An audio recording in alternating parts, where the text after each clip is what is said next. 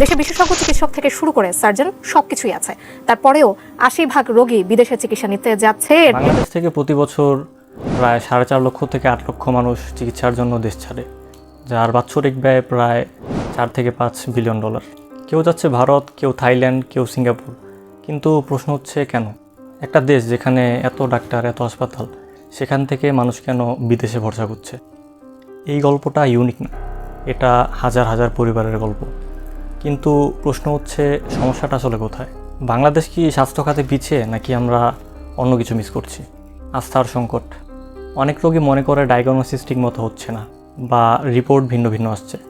একই রোগের জন্য 3 জন ডাক্তার 3 রকম কথা বলছে। ফলাফল, মানুষ সেকেন্ড অপশন নিতে বিদেশ যাচ্ছে। উন্নত প্রযুক্তির অভাব। সব হাসপাতালে এমআরআই, পিটি স্ক্যান বা অ্যাডভান্স ক্যান্সার ট্রিটমেন্ট নেই। জটিল অপারেশন বা রেয়ার ডিজিজ, এসব ক্ষেত্রে বিদেশের উপরে ভরসা বাড়ে। স্পেশালিস্টের ঘাটতি। বাংলাদেশে ভালো ডাক্তার আছে, তবে সুপার স্পেশালিস্ট খুবই কম, বিশেষ করে neurosurgery, cancer, organ transplant.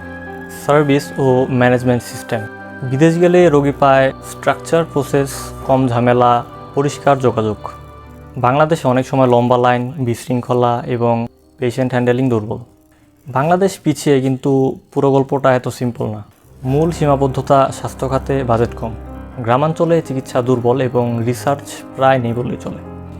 Doctor patient ratio imbalance, এটা একটি বড় সমস্যা।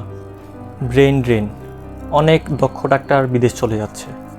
কিন্তু এটা একপাক্ষিক গল্প না।